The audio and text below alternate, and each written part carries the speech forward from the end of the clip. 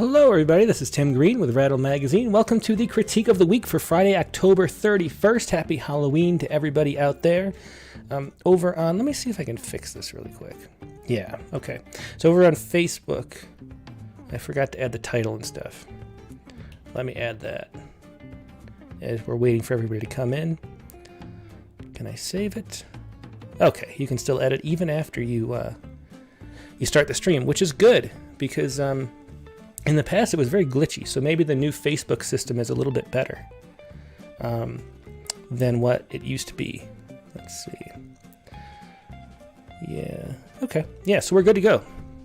So hello, how are you guys doing? We're going to do another critique of the week, and after this show, we're going to do a drawing for next month's participants.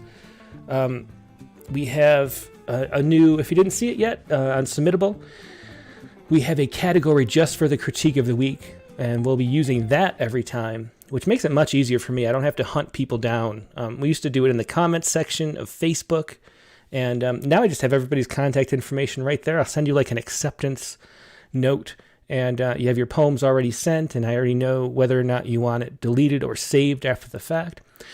So that's going to be good, and we'll do that drawing at the very end of the show this afternoon. But first, we'll do Karen Douglas is the poet today. And as always, if you're new to this, the whole point of this is to sit around, talk about poems, and share all of our input in the same way you would at a writing programs kind of workshop. And that's the whole goal, to let the author know how you encountered the poem, where you were engaged, where you felt that it lost you, things like that. So leave your comments for the poet. It's Karen Douglas today, and she'll be reading the comments as well as watching this video. So hope we can help her out with these poems and help ourselves too in the process. So here we go. This is poem number 1, Sculpture. And there's a little epigraph, Roxanne Swentzel, artist. And we'll find out what that is later. Sculpture. Miasma, fire, pandemic. Keep me closeted at home amongst modest artifacts. Tiny Earth Mother, silent Buddha, gilded horse, small tangibles. I miss Mud Woman. In the museum she waits and waits, massive, the infants in her lap, brown, black, white. She and they, bare, original, their presence and silence immense. She is every mother, all life, her gifts. So it's a pretty short poem, Sculpture, by Roxanne Swentzel. And before we do it, I looked up what I was curious. So if you're not familiar with Mud Woman, I looked up the sculpture. But let's look at the poem first, and then we'll look up the actual sculpture in a second so everybody can see what it looks like. So Sculpture, it's a very, very simple title, but it does set the scene. It lets you know what you're talking about. You know, there's a sculpture here, and there's an artist who made a sculpture, and that's a pretty good amount of informational content. It's not the kind of title that makes it memorable or makes you want to dive in, but it does serve the function of situating you within the poem so that you know where you are. So I think that's a good title. We can think of maybe some way to make it more interesting. I wonder about Mud Woman is the title. Which might be, that's more interesting, although here we know what it is more with Sculpture. But if we had Mud Woman, Roxanne Swentzel, artist, then we would know it's some kind of art piece called Mud Woman. And it's more interesting, we might be a little more engaged too that way, so that's a possible title. Miasma, what does miasma mean? Let me look that up, because I don't know. Miasma. Oh, okay. It's a highly unpleasant or unhealthy smell or vapor. Yeah, I was imagining it more as like an essence or an aura or something, but it's a vapor, an unpleasant odor. And actually in the miasma theory, there's some medical stuff talking about Black Death and those pandemic masks that doctors used to wear, like with a beak. So, and that was the miasma that they were worried about there. So that's interesting. And we get the pandemic here. So it's sort of a tie-in with the miasma and the pandemic. Miasma, fire, pandemic. Keep me closeted at home among many modest artifacts. Tiny Earth Mother, silent Buddha, gilded horse, small tangibles. This is a little awkward, this phrasing.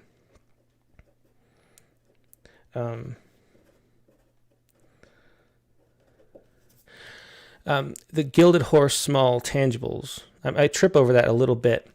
But the other thing is, I feel like the opening stanza is just like spinning its wheels a little bit before the poem gets going, because I think the Mud Woman is really the central thing, and of course we know it is for the artist. So I wonder if you could jump right in. I miss Mud Woman, and then sort of explain why you miss Mud Woman later in the future. But the poem feels like it takes off here. I miss Mud Woman. In the museum, she waits and waits. That image of Mud Woman waiting and waiting, massive, the infants on her lap. So I really like this section. I think this is the highlight of the poem for me. I really feel engaged, and I really feel, I love the thought of her waiting and waiting in the museum really works. So brown, black, white. The colors aren't really good descriptions. Colors are such flat details to include. So could you describe them better? I'm wondering here. She and they bear original, their presence and silence immense. I love the silence immense. That's good too.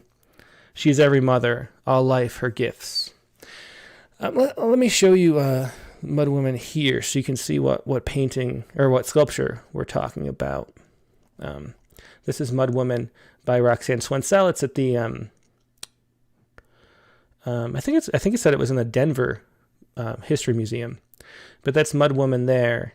And so this is a huge sculpture, as you can see, and then sort of giving birth to the generations of future Mud Women, I guess. And immense, silently waiting is a great description of. There's something really powerful about this piece, I think, and it is about that immense weight in the sort of the silence of it or something. Is interesting. So that's the sculpture we're talking about, and I wonder here in this poem if we could describe it more and sort of dig more in. I feel like the poem sort of takes off here. And then it sort of doesn't really go anywhere, or doesn't go far enough anyway. It goes to she is every mother and that sort of summary at the end. But I think this poem, there's a lot of space for this to be pushed farther. And the best way to do that with this kind of, it's really an ekphrastic poem. It's based on this sculpture. Is to describe it, like go into more detail. Instead of saying brown, black, and white, like start describing in really good, precise detail what it is. Because there's something that the piece of art does that makes you feel something. And that's the power of a piece of art. And I think that doesn't really come through in the rest of the poem for me. And so there's just a lot of room here to expand that and to make it like a whole poem on its own. And then maybe you can get back, since you missed Mud Woman at the beginning, if we started here, I wonder if we could get back to the pandemic and sort of tie that in later. So that's my advice for this poem, I think. I think it's sort of a poem about to take off and then didn't really take off. So I would just start here and write, after the infants on her laps, like start describing it. Describing the big feet and the toes. And, also, the whole sort of feeling, the essence of it, the presence that it has. If you can find a way to describe that, I think it will stay engaging. And then you can sort of dig into the mystery of the emotional impact that the piece has and transfer that on. And I think that is where the poem sort of wants to go. So that's what I would do here. Let me see what people are saying about sculpture right now. The other poem's a little longer, so we'll go through this pretty quick, though, and we'll get to the other poem, too. Let's see. So Tara Paulson says, fashioning subject matter, yeah. I would do Mud Woman for sure, is the title, I think Susan Ferranti says. Carlton Johnson defined miasma for me. Thanks, Carlton. Tara Paulson suggests cutting the first stanza like I did. Diane Lynn Knox says, but the pandemic is why she can't see Mud Woman in the museum. And yeah, that's part of it. It's definitely part of the, I feel like there's a lot of sort of depth to the meaning of this poem, and not being able to go there is part of the meaning. It just doesn't feel fully explored yet, and so since the reason why I suggest cutting the first stanza and bringing these details down is because there's a lot more energy in these 4 lines right here. And you can, once you say, I miss Mud Woman, that could even be a refrain too, through the whole poem. I miss Mud Woman, her immense, whatever, just describe it. And then I miss Mud Woman, the blah, blah, blah. I miss Mud Woman. And then bring in the pandemic, bring in, the other details, the silent Buddha, don't compare to Mud Woman, I miss Mud Woman. This could be a refrain here that would be really strong, if you can read my handwriting. So maybe make Mud Woman, I miss Mud Woman a refrain. Or it could be the title. And we can get into these details too later. But the energy, can you tell the difference between the writing that has the energy and the writing that doesn't? That's really the main thing that I want to do with these critiques of the week, is to teach, to show everybody how to listen to themselves and see where the energy is, to feel where the energy is in a poem. And the energy is all right here. In the museum, she waits and waits. Like, this is the key right here. And in the way the language and the voice kind of starts clicking in when there's energy. And poems tend to drift in and out of that sort of heightened state where they have their own energy. They're sort of their own object, creating their own art. And it has it here. And here it's still spinning its wheels trying to figure it out. So I would jump in here and then extend the poem that way. Let's see. Carlton Jensen says the colors are rather blah. Yeah, anytime you list colors, what happens is they get disassociated from their kind of context or something. So a lot of times you'll see that in a poem where they'll say like the browns and the golds and the yellows. And what happens is if you just start listing, even if they're particular colors that you're listing, and of course these are, racial colors here, but they sort of get detached and become sort of just a list. And the abstraction happens really fast with colors. And people do that a lot with poems. You really have to, if you're going to say a brown, like describe the brown, and then go to a black and describe the black. Like give more detail than just a list of colors, because that really loses its energy really fast when you do that. So in the same way, like a list of adjectives always does.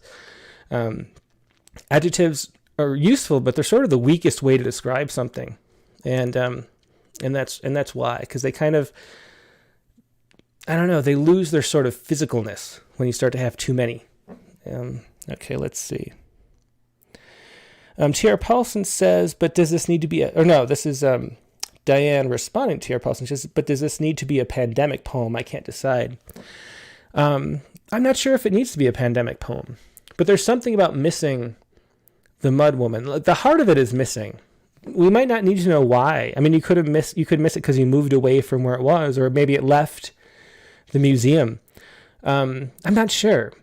And that's not the kind of thing I can't answer. All I can tell is there's energy in that question, and there's an emotion there.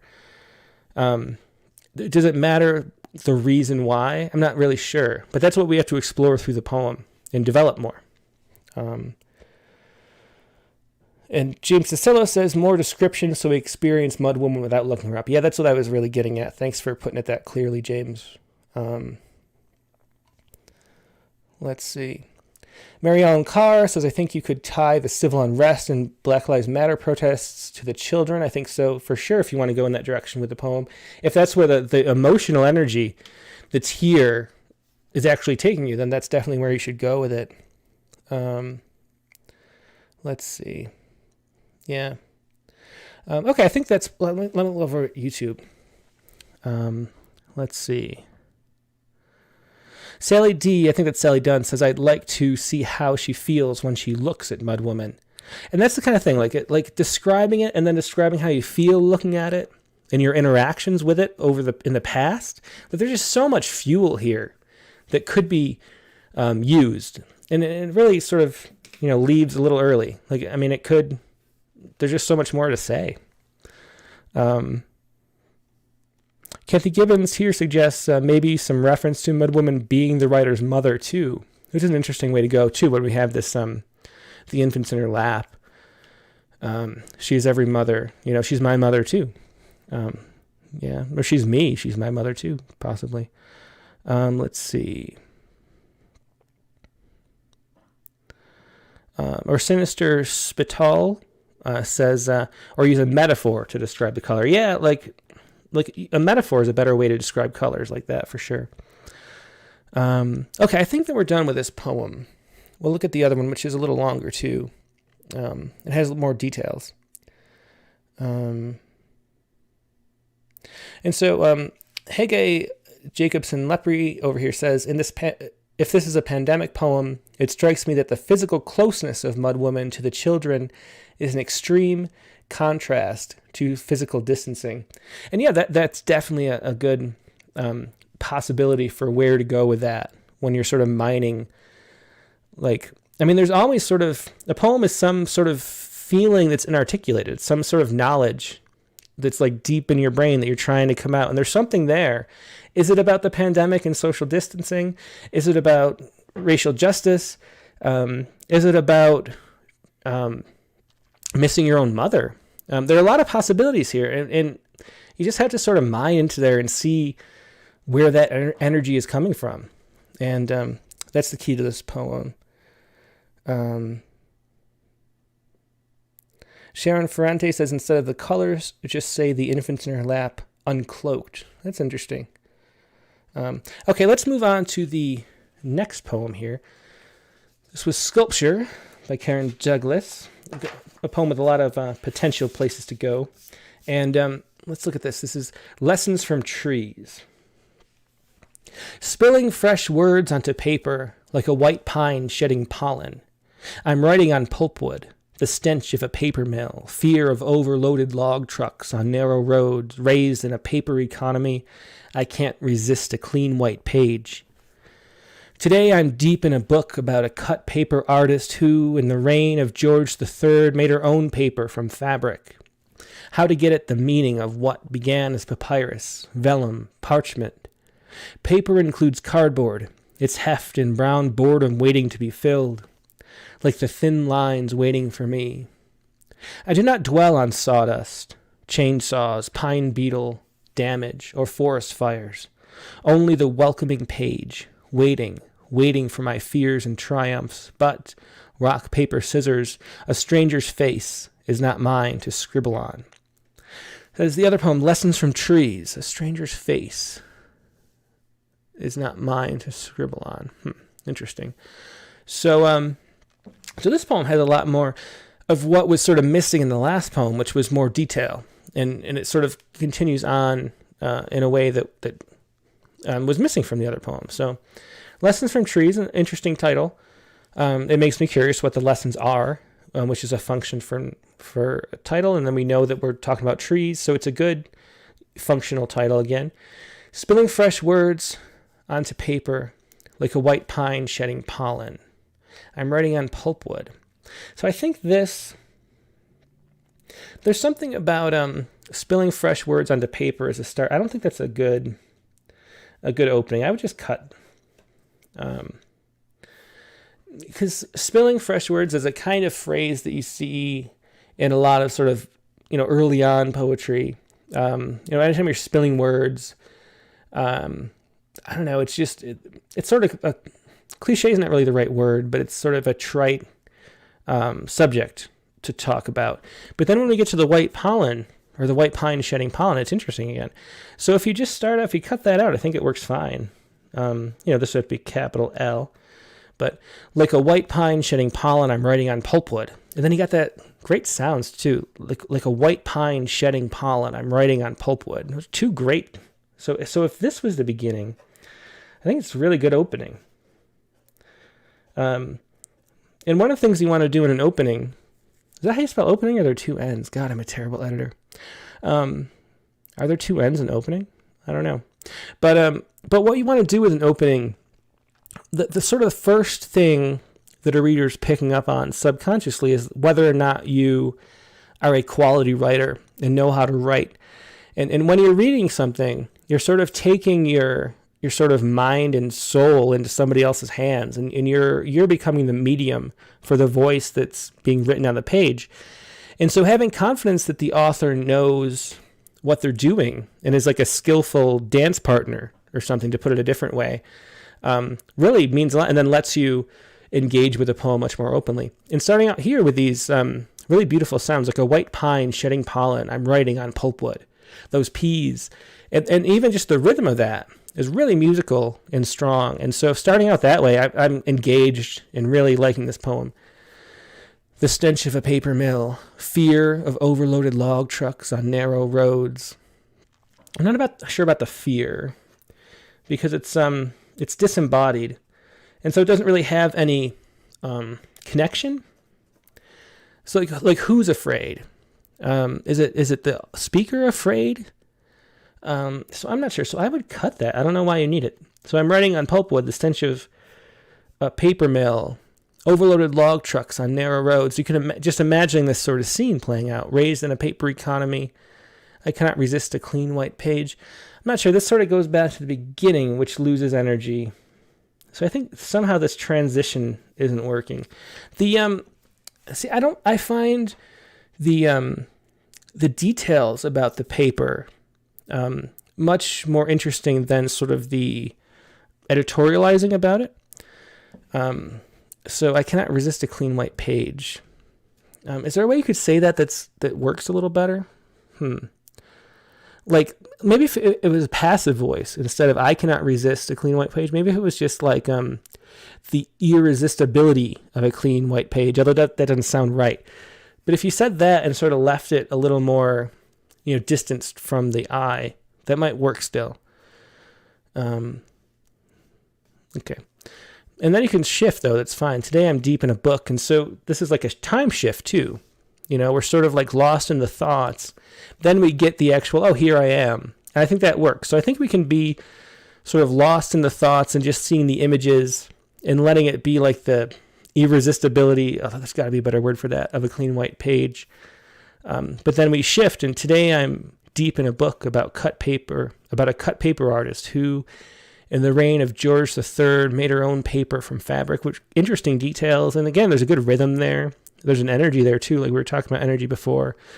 You can tell that the speaker in this, the author, is really interested in the subject, and that comes through. So there's energy. That's all I mean by energy, is that there's sort of that intense interest, and you can feel it in those lines. How to get the meaning of what began as papyrus, vellum, parchment. See, the how to get at is the same thing as the I cannot resist. There's a better way to do it that doesn't sort of editorialize on it. Can you just say, what began as papyrus? Can you just say what began as papyrus, vellum, parchment includes cardboard, its heft, and I love the brown boredom too. That's a great line. That's great. The brown boredom waiting to be filled. But can you just get the I out of there and let the I just be sort of more directly on the thought.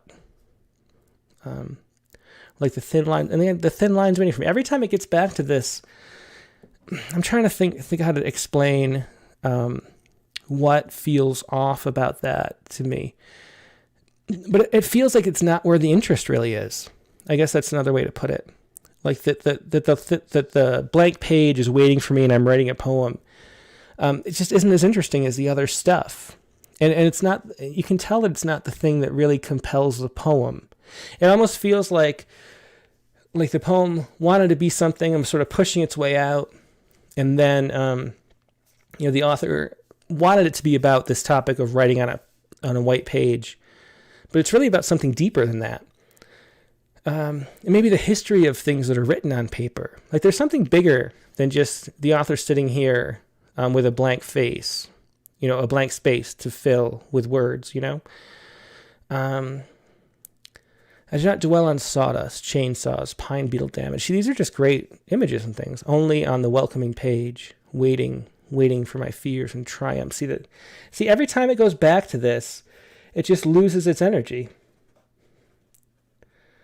And so that's not what the topic really is, what really wants to be written about. And maybe, going back here, all this like history of the Papyrus Vellum, like all the important things, the great things that were recorded on paper, or on the evolution of paper, I guess you'd have to say. And then the pine beetle damage and the forest fires, like all those details, like they add up to something that sort of maybe is intimidating against the page. I don't know. There's something interesting behind there, and it's not quite presented fully again. Similar to the last poem, I think. Like both of these are really good. There's that really good itch or the scent of a poem that a lot of poets talk about. Like they're like a bloodhound, and they can, they feel the sense of a poem waiting to happen. They sniff it out and follow the trail. There's a real trail here in both of these poems that you can really feel. And I think the first one just sort of leaves the trail too early. Like it's like a dog's following it and then sees a bird off in the direction and runs off in the wrong way or something and just doesn't follow the trail as far as it goes. And then with this one, it feels like you knew where you wanted to go already. And you keep sort of pulling back to this like trail that you meant to stay on or something. Whereas going off a little bit on tangents more and following that scent and letting it be, being free to go wherever the scent takes you is what's sort of missing in here. But there's really good stuff here. There's a lot of great descriptions and great music and language, especially in this second poem. Let's see. Let me see the comments. A paper economy irresistible, says Sharon Fronte. It's a good word. Irresistible. What did I say? Resistibility. Yeah, irresistible is much better. Thanks, Sharon. Who can resist the white page? Diane Lynn Knox's suggestion. Yeah, who can resist? Yeah, who can resist? Just getting it away from the eye. Who can resist a clean white page? Lonnie Birch says each page is layers deep. That's a good metaphor too.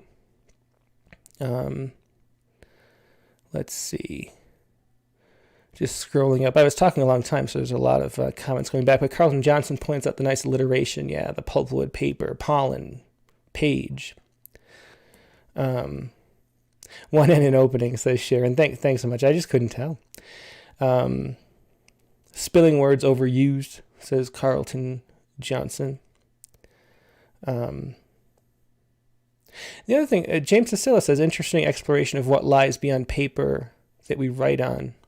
And another thing that's missing too is what makes paper clean, like all the bleach, the chemicals that go into turning the yellowish, brownish pulp into white paper too. Like that's another opportunity to use more details and more interesting stuff. And Kathy Gibbons loves the brown boredom. I love that too. Yeah, that's one of those keeper lines for sure.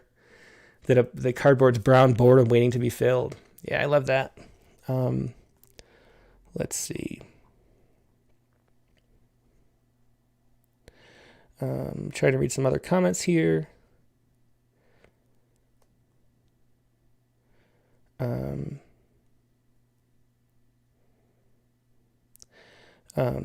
Yeah.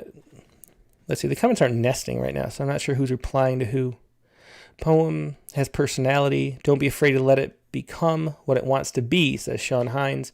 Don't try to keep it bottled up, boxed in. Exactly. That's what I was trying to say. Excellent way to put it. It feels sort of bottled up when you go back to this, I do not dwell, or I cannot resist, how to get at meaning. Like when it goes back to the author, it feels boxed in. That's exactly how it feels. And it wants to sort of go in its own directions. So Sandra Sluss Gideman says vellum is made of calf skin. Yeah. The smell of parchment, says Sharon Ferrante.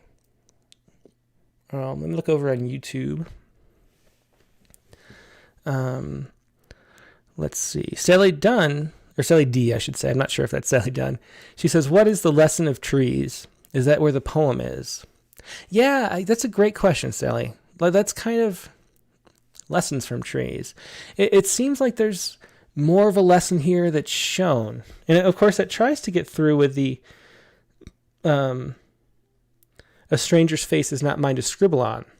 Like, it's not like I don't know how to put it a different way, but that's sort of the lesson from trees that's being presented here. But I think there's more lesson to it than that. And I think that's sort of a prescribed lesson rather than the real lesson that's like lurking beneath the surface. I think there's something real and heavy there, weighty. Joey Stuss says, I grew up in the Pacific Northwest, have vivid memories of driving behind log trucks on narrow mountain roads. Definitely fear-inspiring, but maybe that needs to be a poem on its own. Yeah, I think this section where the overloaded log trucks on narrow roads and stuff, there could be a longer description too of just the paper going from tree to the actual page, the whole production process. And I don't know. I like the detail for sure. And I think you could add more in that section too. It is Sally Dunn. Okay, good. Sally D.